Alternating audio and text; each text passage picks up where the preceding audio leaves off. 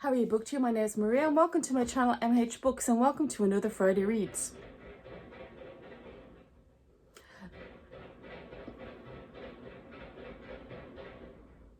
The guys across the road are very excited about this now.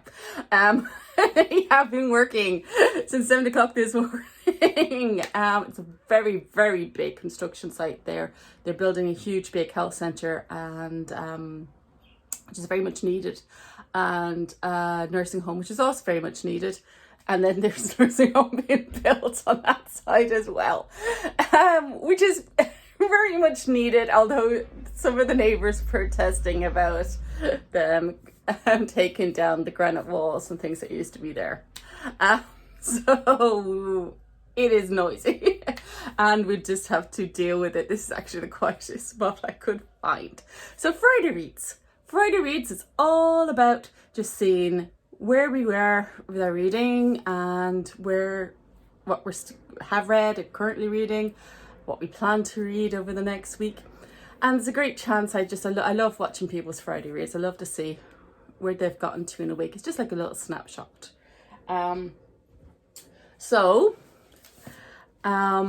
This week, I think Shelley Swarrington did her first Friday Reads last week. There you go. I said I would always do a highlight of the BookTube watching week. That's my highlight for last week. She did her first Friday Reads.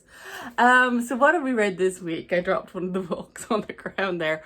The Mad Woman's Ball. It's very shiny. This is translated from the French, but I can say by Paula Hawkins. It's not Paula.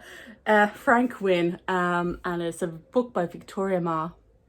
I think I was saying Mass. It's Ma. It's because it's French.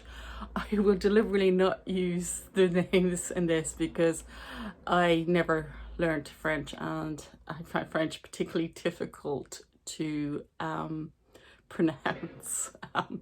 So I'd completely trash the names. Mad Woman's Ball is actually, as described, it's a darkly delightful gothic treasure. It is a gothic novel. It is... They agree. I used to do this with the Budgies. They agree. The guys across the road agree. They thought it was a gothic novel too. It is set in a real insane, and I'm going to use the word insane asylum because that would have been the term at the time, in the late 19th century, for women in Paris.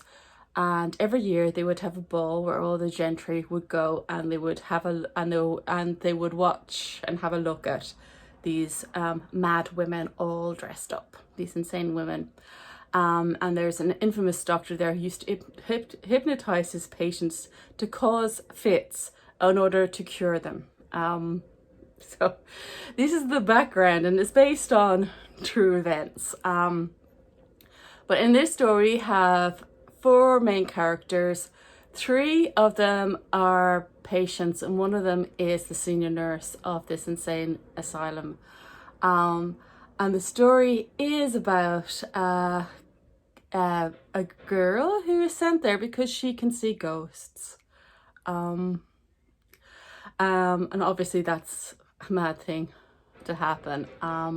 This book is gothic. It takes the ghost story as being true.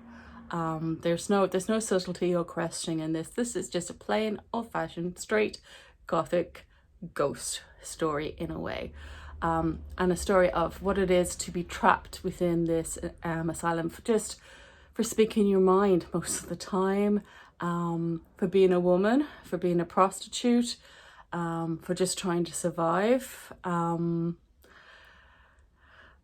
that's where and for genuinely having mental health issues as well. So it's all the women who are there are unwanted by society for whatever reason. They've caused too much of a ruckus for having mental health problems or for just speaking their minds, and everything in between, just not being particularly wanted anymore. And it is a questioning of, but on the part of the senior nurse or the matron, as to whether it is what she has always done, which is looked after these women as best she could. Whether this is the right place for them, and what would you do if you met somebody who could see ghosts, and for reasons of your own, eventually you believe them. But it is a straight out, good old-fashioned Gothic tale.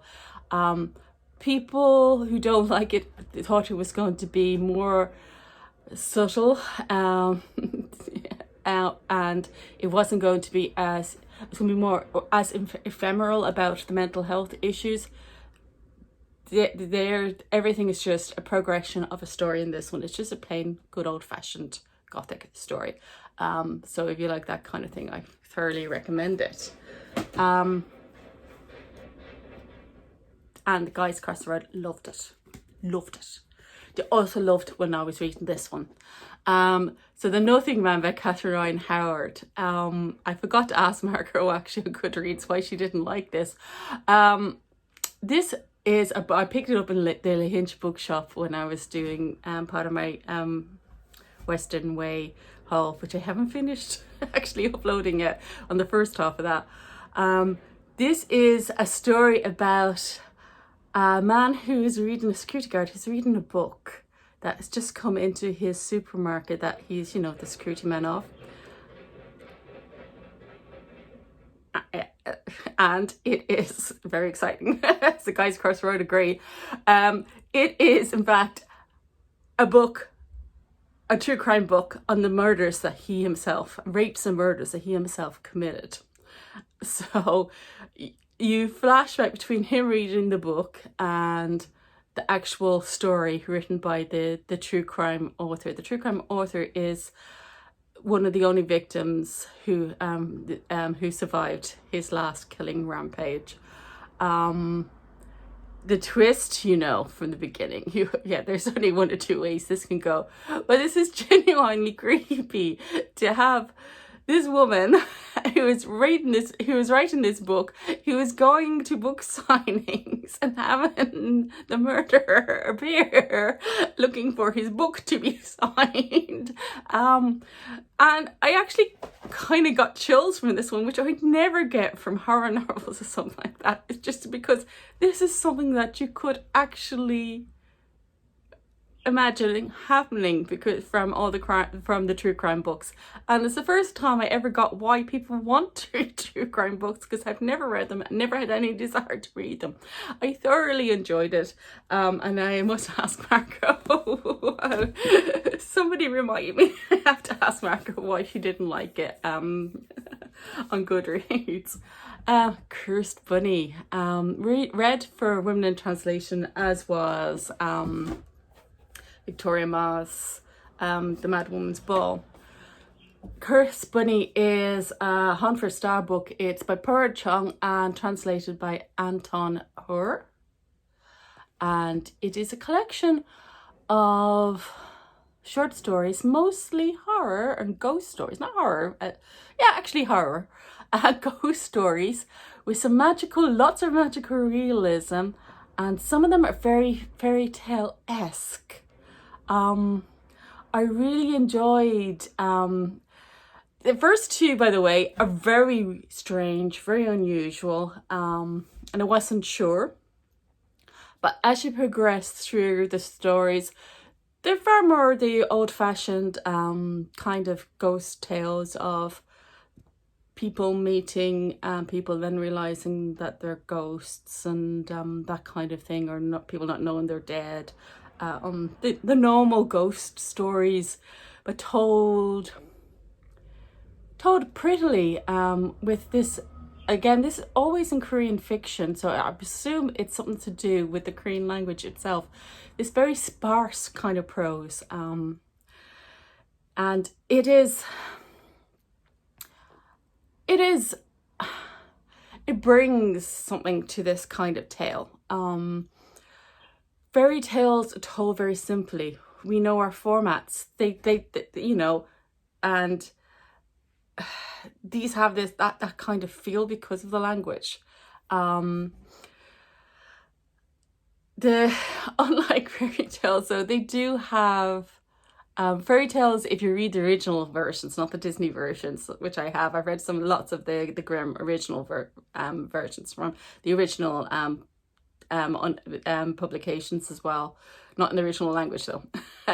And they have things happen for no rhyme or reason in their stories. There's always a reason behind all of these stories. And that kind of brought a lot to it as well.